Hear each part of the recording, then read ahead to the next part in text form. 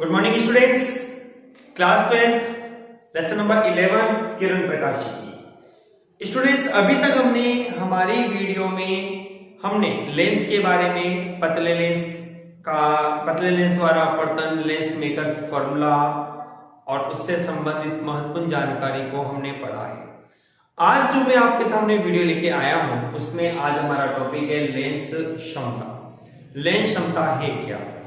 Students, lens क्षमता को हम ये कहें तो हम ये कहें कि किसी लेंस की लेंस क्षमता वह घटना है जो आपतित किरणों को कितनी अधिक मात्रा में अभिसारित या अपसारित करता है। या आप यूं कह लीजिए कि कोई लेंस आपतित किरणों को कितनी अधिक मात्रा में मोड़ सकता है, जिसका मापन हम लेंस क्षमता के आधार पर करते हैं। हम एक सामान्य परिभाषा के रूप में कहें स्टूडेंट्स तो हम ये कह सकते हैं कि किसी लेंस की लेंस क्षमता P उसकी फोकस दूरी के व्युत्क्रम होती है। व्युत्क्रम मतलब उल्टा। एक होता है व्युत्क्रमानुपाती और एक होता है व्युत्क्रम। व्युत्क्रमानुपाती में कोई नियतांक राशि आपको शामिल रहती है, जबकि व्युत्क्रम में एक नियतांक मान आपको प्राप्त रहता है। व्युत्क्रम में एक डायरेक्टली रिलेशन रहता है उस राशि का, जबकि व्युत्क्रमानुपाती में कोई ना कोई नियतांक को यहां शामिल करके आपको उस भौतिक राशि के साथ उसको संबंधित करना होता है। ठीक है स्टूडेंट्स, तो हमने कहा P बराबर होगा 1/a।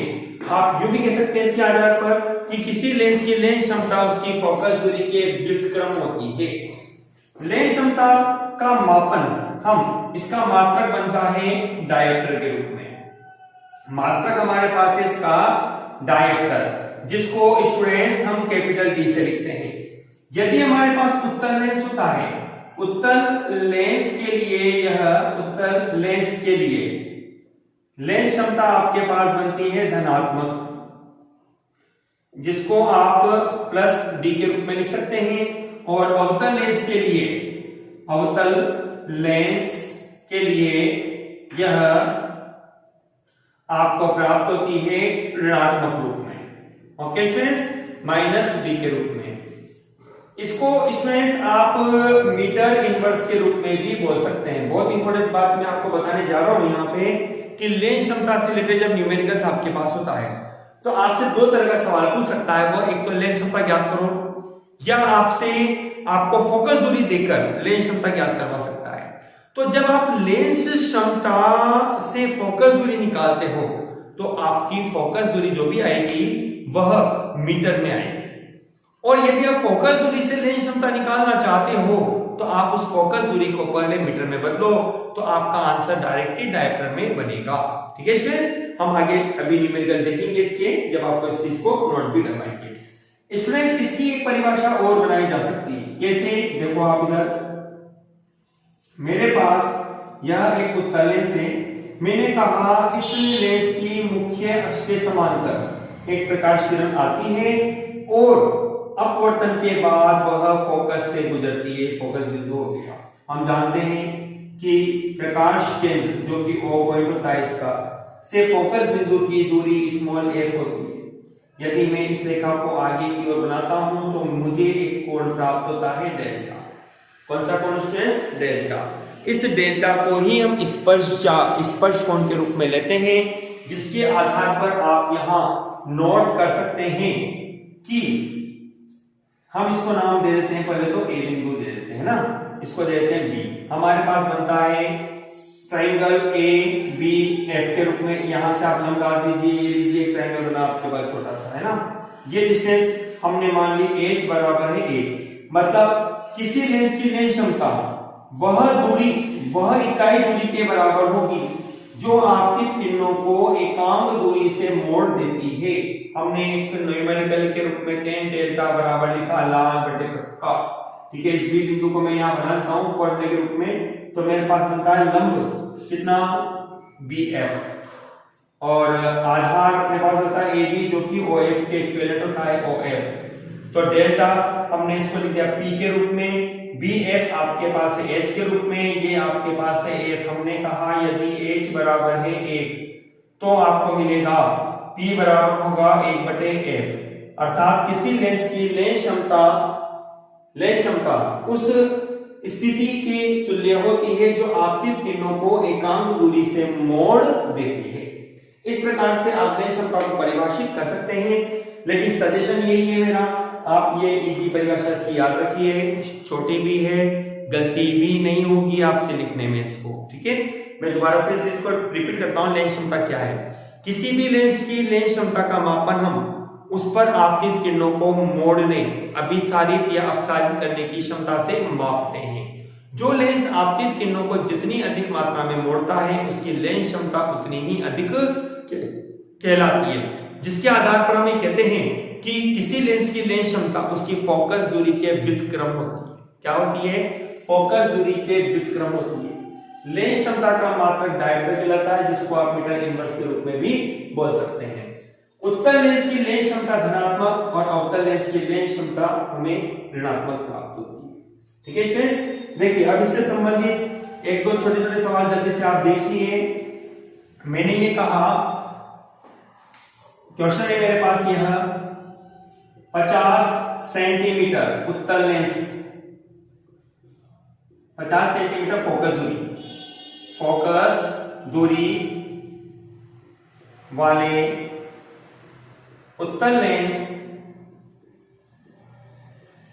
की लेंस क्षमता क्या होगी, लेंस क्षमता क्या होगी, यह हमें ज्ञात करना है स्टूडेंट्स यहां पर। ओके, हमने कहा आपको एफ दे रखा है 50 सेंटीमीटर। अब आप जैसे जानकारी है, लेंस आपके पास है उत्तल लेंस, तो प्लस का ही चिन्ह आपके पास रहेगा। अब लेंस क्षमता पूछ रहा है तो आप इसको मीटर में बदल दीजिए, 50/100 मीटर में हो गई, इसलिए P बराबर होगा 1/F, तो आपको बनेगा P बराबर हो जाएगा 100/50, मतलब कि आपका आंसर आएगा +2 डायप्टर। लेंस क्षमता कितनी बनेगी इसकी? 2 डायप्टर के रूप में आपको प्राप्त होगी। ओके स्टूडेंट्स, चलिए एक सवाल और भी लेता हूं आपको। एक क्वेश्चन और है, माइनस के मेरे पास है 4 डायप्टर वाले लेंस की लेंस फोकस दूरी क्या होगी, फोकस दूरी क्या होगी, आपको फोकस दूरी क्या करनी है। ओके स्टूडेंट्स, चलिए इसका आंसर हमें दे रखा है P बराबर है माइनस के 4 डायप्टर। आप समझ गए होंगे कि माइनस चिन्ह दे रखा है, इसका तात्पर्य है यह अवतल लेंस है आपके पास, ठीक है। हम जानते हैं कि P बराबर होता है 1/F, तो F बराबर आपको मिलेगा 1/P, मतलब कि F की वैल्यू आपको बनेगी 1/4 किसका, माइनस का। और हम जानते हैं माइनस में जब 1 में 4 का भाग दिया तो आपको आंसर बनेगा 0.25, मात्रक क्या आएगा, मात्रक आपको मिलेगा मीटर के रूप में, जिसको आप लिख सकते हो F बराबर 25 सेंटीमीटर माइनस का, ठीक है स्टूडेंट्स। इस तरह से ये आपके पास 2 सवाल आप लेंस क्षमता के आधार पर यहाँ आसानी से कर सकते हैं, जिसका अध्ययन करके आप आगे के टॉपिक को भी और परफेक्ट बना सकते हैं। चलिए हम इसी टॉपिक्स को आगे और कंटिन्यू करते हैं और हम पतले लेंसों के संयोजन को लेंस क्षमता के आधार पर पढ़ते हैं। देखिए स्टूडेंट्स,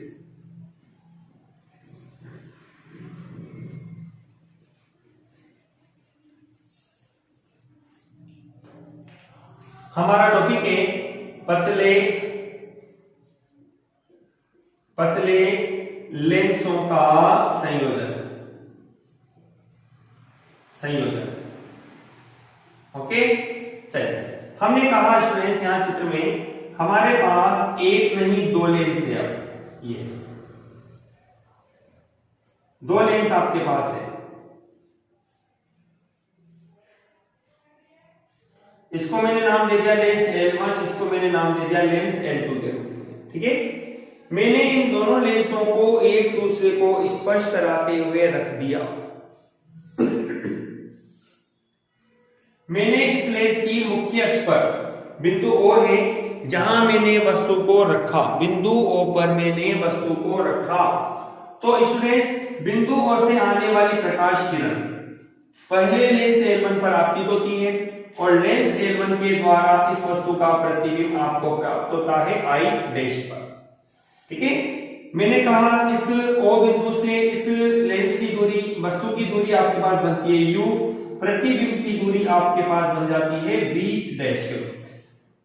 ठीक है स्टूडेंट्स, अब क्या होता है कि लेंस L2, ये वस्तु जो बना प्रतिबिंब, ये प्रतिबिंब इस लेंस L2 के लिए आभासी वस्तु का काम करता है, जिससे वस्तु का अंतिम प्रतिबिंब आपको प्राप्त होता है बिंदु I पर, जिसकी दूरी हमारे पास प्रतिबिंब की दूरी v के रूप में प्राप्त होती है। दोबारा फिर समझिए चित्र को एक बार और आप। हमने कहा दो लेंस हमारे पास है L1 L2, दोनों लेंस पतले लेंस हैं, दोनों को एक दूसरे को स्पर्श कराते हुए संपर्क में रखा गया है, जिनकी मुख्य अक्ष पर एक बिंदु O स्थित है, जहां से आने वाली प्रकाश किरण प्रथम लेंस L1 पर आपतित होती है, जिससे वस्तु का प्रतिबिंब I डैश प्राप्त होता है। यह प्रतिबिंब लेंस L2 के लिए आभासी वस्तु का कार्य करता है, जिससे वस्तु का अंतिम प्रतिबिंब बिंदु I पर हमें प्राप्त होता है। ठीक है, अब हम इसके लिए कैलकुलेशन करेंगे स्टूडेंट्स। हम जानते हैं एक फॉर्मूला लेंस सूत्र। लेंस सूत्र हमारे पास होता है 1/f बराबर होता है 1/b माइनस 1/u, समीकरण नंबर 1।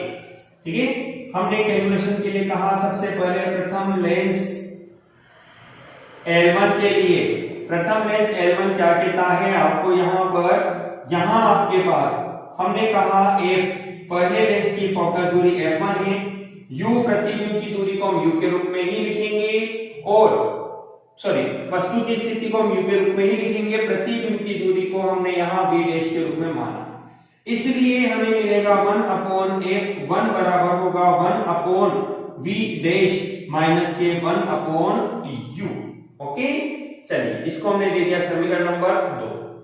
इसी प्रकार से हमने कहा द्वितीय लेंस L2 के लिए आपको क्या प्राप्त होगा, देखिए आप यहां f की जगह हम लिखेंगे f2, u की जगह, क्योंकि हमने कहा है कि ये जो प्रतिबिंब बना हुआ है इसके लिए आभासी वस्तु का काम करता है, जो कि v डैश बनेगा।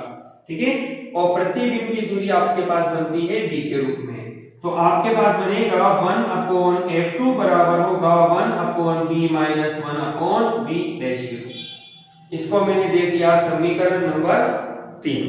ठीक है स्टूडेंट्स, हमने हमारे पास इस तरह से दो समीकरण प्राप्त होती है, समीकरण नंबर 2 और 3 के रूप में।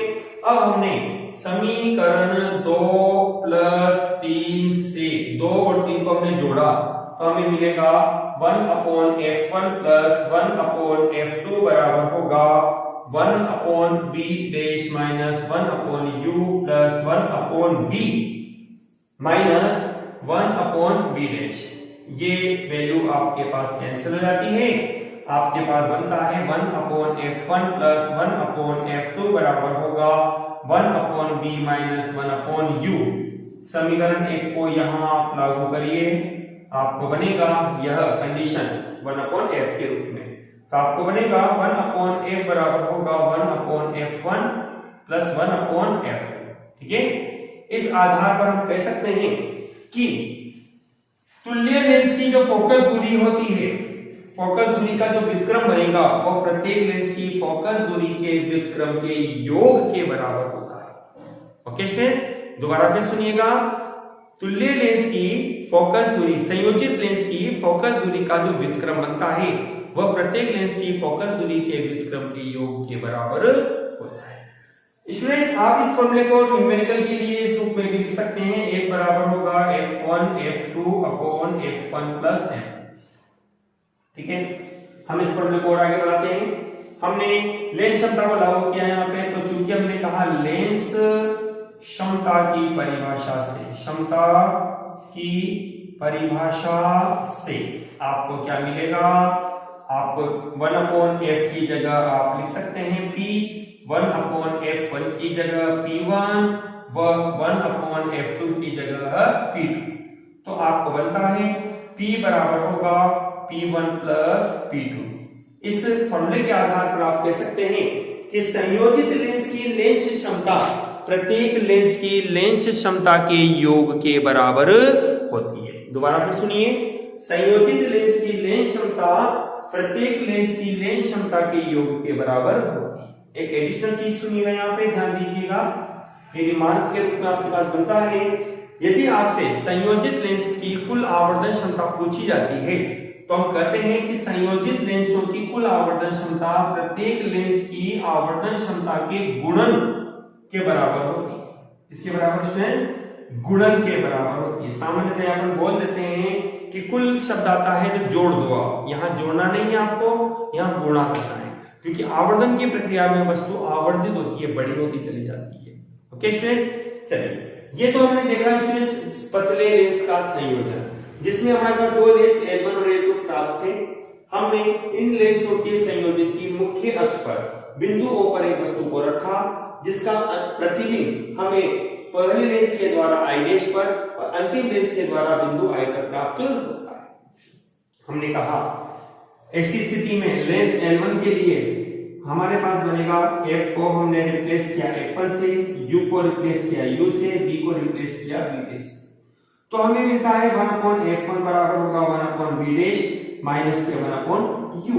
ओके, इसी प्रकार से लेंस L2 के लिए, अब ये जो प्रतिबिंब बना हुआ था लेंस L1 के लिए, ये इसके लिए वस्तु का काम करेगा और अंतिम प्रतिबिंब आपको बिंदु I पर प्राप्त होगा। ठीक है, तो हमने कहा F को रिप्लेस किया F2 के रूप में, U चूंकि ये डिस्टेंस आपके पास है V' के रूप में, और अंतिम प्रतिबिंब बना V के रूप में। हमने वैल्यू को रखा 1/F2 बराबर 1/V माइनस के 1/V'। समीकरण नंबर 3। अब हमें संयोजन करना है, जोड़ना है, तो हमने 2 और 3 को जोड़ा, तो 1/F1 plus 1/F2 equal to 1/V' minus 1/U plus 1/V minus 1/V'। 1/V' cancel हो जाएगा, आपको बनेगा 1/V माइनस के 1/U, और ये जानते हैं समीकरण नंबर 1 से हमारे पास आता है 1/F के रूप में, जिससे हमें मिला 1/F बराबर होगा 1/F1 प्लस 1/F2, जिसके आधार पर कहते हैं कि संयोजित लेंस की फोकस दूरी का व्युत्क्रम प्रत्येक लेंस की फोकस दूरी के व्युत्क्रम के योग के बराबर होता है। ठीक है, चलिए आगे चलते हैं। लेंस क्षमता, लेंस क्षमता पर पढ़ाते हैं, जिसमें हमने कहा 1/F बराबर P, 1/F1 बराबर P1 और 1/F2 बराबर P2 लिखा जा सकता है। ठीक है, तो इस घटना के आधार पर हमें मिलेगा P बराबर P1 प्लस P2, मतलब कि संयोजित लेंस की लेंस क्षमता प्रत्येक लेंस की लेंस क्षमता के योग के बराबर होती है। एक रिमार्क मैंने यहां डाला है आपको कि M आवर्धन क्षमता, मैं आपसे पूछता हूं कि यदि 2 या 2 से अधिक लेंसों को संयोजित किया जाता है तो कुल आवर्धन क्षमता क्या होगी? तो स्टूडेंट्स, कुल आवर्धन क्षमता प्रत्येक लेंस की आवर्धन क्षमता के गुणन के बराबर होती है, अर्थात M1 into M2 into up to Mn आपको प्राप्त होगा। तो इस तरह से स्टूडेंट्स अपन पतले लेंसों के संयोजन के आधार पर 3 सबसे महत्वपूर्ण पॉइंट लेंसों का संयोजन में तुल्य फोकस दूरी, तुल्य लेंस क्षमता और आवर्धन क्षमता को हम यहाँ पर आसानी से ज्ञात कर सकते हैं। अब स्टूडेंट्स, इस पतले लेंसों के संयोजन से संबंधित कुछ महत्वपूर्ण क्वेश्चन हमारे पास है, जिनको हम आपको बताते हैं। वीडियो में कंटिन्यू बने रहिए। स्टूडेंट्स, अभी जो टॉपिक हमने पढ़ा उससे संबंधित मैंने आपको यहाँ एक सवाल दिया है, जिसमें मैंने आपको कहा है कि +2 डायोप्टर और -4 डायोप्टर लेंस को संयोजित करने पर तुल्य फोकस दूरी क्या होगी। ठीक है, और यह भी बताना है कि ये जो संयोजन आपको बनेगा यह किस लेंस की भांति व्यवहार करेगा। तो 2 चीजें अपने को दे रखी है, P1 बराबर है +2 डायोप्टर और P2 बराबर आपके पास है -4 डायोप्टर। ठीक है स्टूडेंट्स, लेंस क्षमता का मात्रक डायोप्टर होता है, जैसा कि अभी हमने पढ़ा भी था। ओके, अब आपको पूछ रहा है तुल्य फोकस दूरी क्या होगी, तो आप पहले तो क्या करिए कि दोनों लेंसों की अलग अलग फोकस दूरी आप निकाल लीजिए। तो हमने कहा चूंकि P1 बराबर लिखा जा सकता है 1/F1 या F1 बराबर 1/P1, हमें मिलेगा 1/2, मतलब कि F1 बराबर आपको मिलेगा 0.5 मीटर या F1 बराबर होगा 50 सेंटीमीटर। ओके, चलिए अब आते हैं P2 के लिए। तो इसी प्रकार P2 बराबर होगा 1/F2। ठीक है, तो F2 बराबर बनेगा 1/P2। ठीक, चलिए तो हमें मिलेगा 1F2 बराबर होगा 1/4 माइनस का, तो F2 बराबर आपको बनेगा माइनस के 0.25 मीटर या F2 बराबर कितना माइनस के 25 सेंटीमीटर। ठीक है स्टूडेंट्स, ये हमें आंसर प्राप्त हुआ। अब देखिए हमें तुल्य फोकस दूरी निकालनी है, इसलिए हम जानते हैं एक बराबर होता है F1 F2 upon F1 plus F2। Value रखते हैं, F1 का मान आपके पास है 50 इंटू माइनस के 25 बटे 50 माइनस के 25, माइनस प्लस आता है यहाँ पे, प्लस माइनस माइनस बन जाएगा, इसलिए ऐसा किया है। माइनस 50 को आपने 25 से गुणा किया, 125 मतलब कि 1250 और 25 ले सकते हैं आपके पास 25, तो एक बराबर आपको मिलेगा कितनी बार माइनस के 50 सेंटीमीटर। ठीक है स्टूडेंट्स, ये आपका आंसर आया। अब देखिए स्टूडेंट्स, यहां पर आपका आंसर तो आ गया, तुल्य फोकस दूरी आपने ज्ञात कर ली, लेकिन इसमें बोला गया है यह लेंस बताइए कि किस लेंस की भांति व्यवहार करेगा। तो इसमें थोड़ा सा आपको यहाँ ध्यान देना रहेगा कि आपके क्वेश्चन को सोल्व करने के बाद आपका आंसर आ क्या रहा है, चिन्ह कैसा आ रहा है। आपका चिन्ह आ रहा है माइनस का, और माइनस होता है अवतल लेंस के लिए, तो हमने कहा इसलिए यह संयोजित लेंस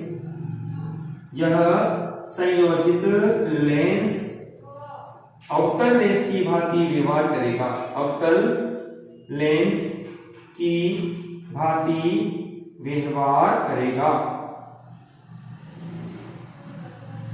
यदि आपको यहां पर प्लस का चिन्ह मिलता तो आप बोलते कि यह संयोजन उत्तल लेंस की भांति व्यवहार करेगा। स्टूडेंट्स, इसकी एक मेथड और है, आप इस सवाल को एक मेथड से और हल कर सकते हैं, वो शॉर्ट भी है छोटी भी है। देखिए हमें जैसे कि सेकंड मेथड है स्टूडेंट्स, ये सेकंड मेथड आपके पास आपको बनेगा P1 बराबर होगा प्लस के 2 डायोप्टर और P2 बराबर आपके पास है माइनस के 4 डायोप्टर। हम जानते हैं P बराबर होगा P1 प्लस P2 बराबर हो जाएगा 2 डायोप्टर माइनस के 4 डायोप्टर, तो P बराबर आपको मिलेगा माइनस के 2 डायोप्टर। ये आपके पास संयोजित लेंस की लेंस क्षमता। ठीक है, आपको पूछ रहा है फोकस दूरी, इसलिए P बराबर होता है 1/f, तो आपको मिलेगा P बराबर माइनस के 1/2 मतलब कि माइनस के 0.5 मीटर, या P बराबर आपको मिलेगा माइनस के 50 सेंटीमीटर। ये लीजिए साहब, ये आपका आंसर आता है ना। छोटी मेथड स्टूडेंट्स, लेकिन ध्यान रखिएगा क्योंकि कंफ्यूजन काफी कुछ सवालों में रहेगा आपको, तो आप इस तरह से इस क्वेश्चन को आसानी से यहाँ पर हल कर सकते हैं। ऐसा ही एक सवाल और आपके पास बनता है जिसको भी हम देखते हैं। अगला सवाल स्टूडेंट मेरे पास है कि 25 सेंटीमीटर और माइनस के 2 डायोप्टर लेंस को संयोजित करने पर तुल्य फोकस दूरी और तुल्य लेंस क्षमता क्या होगी। आपको यह भी बताना है कि यह संयोजित लेंस किस लेंस की भांति व्यवहार करेगा। तो हमारा आंसर में स्टूडेंट्स पहले दे रखा है 25 सेंटीमीटर फोकस दूरी है, यह F1 बराबर आता है 25 सेंटीमीटर। ठीक है, दूसरी चीज आपको दे रखी है P2 जो कि डायोप्टर के रूप में दे रखी है माइनस के 2D के रूप में। तो पहले तो हम क्या करेंगे, इस फोकस दूरी को भी लेंस क्षमता में बदल देते हैं, तो हमें मिलता है यहाँ पे P1 बराबर 1/F1। ठीक है, हम इसको लिखेंगे P1 बराबर 1/25/100, जिसको आप लिखेंगे P1 बराबर होगा प्लस के 4 डायोप्टर। ठीक है स्टूडेंट्स, ये हमारे पास P1 का मान आया और ये हमारे पास F1 का मान है। अब ऐसे ही P2 की बारी है।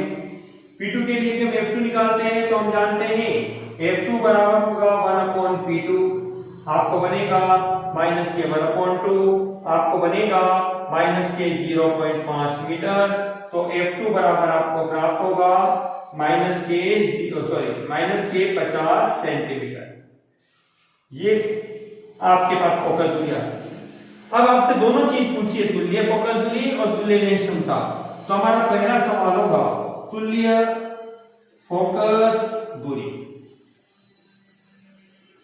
A बराबर F1 F2 upon F1 plus F2, आपको बनेगा F1 25 इंटू माइनस के 50 बटे माइनस के 50 और प्लस के 25। ठीक है, चलिए इसको अपने सोल्व किया तो अपने पास आएगा माइनस के 125 मतलब 1250 बटे माइनस के 25। आपका आंसर बनेगा f बराबर 5 बार करता है ये 50 सेंटीमीटर। ओके स्टूडेंट्स, ये फोकस दूरी आ गई आपके पास। सवाल नंबर 2 आपको बोला गया है तुल्य लेंस क्षमता आपके पास क्या बनेगी।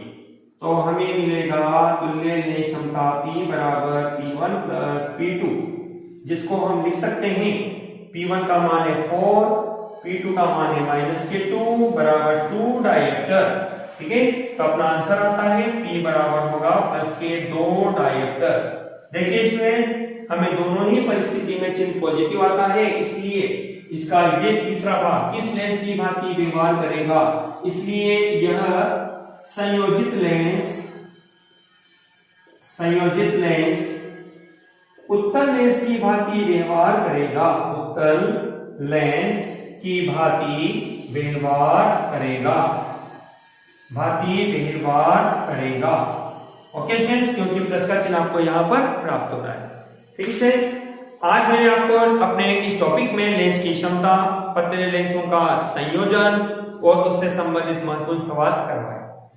स्टूडेंट्स, इन सवालों की प्रैक्टिस आप दोबारा करिएगा और भी क्वेश्चन बना के आप इन क्वेश्चन को हल करने की कोशिश कीजिए। लेकिन ध्यान रखिएगा जो बात मैंने आपको बोली है यहाँ पे हमारे पास, कि यहाँ आपके पास कंडीशन बनती है कि जब आपसे लेंस क्षमता दे रखी है और फोकस दूरी आपसे ज्ञात करवा रहा है, तो जो भी आंसर आएगा आपका मीटर में आएगा। आप उसको 100 से मल्टीप्लाई करके आप उसको सेंटीमीटर में कन्वर्ट करना। और फोकस दूरी यदि आपको दे रखी है और आपसे लेंस क्षमता ज्ञात करवाता है, तो 100 का भाग देकर आपको लेंस क्षमता को ज्ञात करना रहता है। ओके स्टूडेंट्स, चलिए अब मैं यहाँ पे कुछ सवाल आपसे पूछता हूं। मेरा यहाँ पर छोटे से सवाल है, मैं इसको बॉक्स में बंद कर लेता हूं। सबसे पहला सवाल है लेंस क्षमता का मात्रक। लेंस क्षमता का मात्रक क्या होता है, आपको बताना है अपनी इस वीडियो में लेंस क्षमता का मात्रक क्या है। ठीक है स्टूडेंट्स, दूसरा सवाल आपके पास है प्लस एक डायोप्टर वाले लेंस की फोकस दूरी क्या होगी। ओके स्टूडेंट्स, चलिए अगला सवाल मेरे पास बनता है क्वेश्चन नंबर 3 के रूप में। मैंने कहा आपको यदि f बराबर आपको 0 हो तो p कितना होगा। ये 3 सवाल स्टूडेंट्स से आप जल्दी से वीडियो को पूरा देखिए और हमारे इन क्वेश्चनों का जवाब अपने कमेंट बॉक्स में दीजिए। Okay students, thank you students.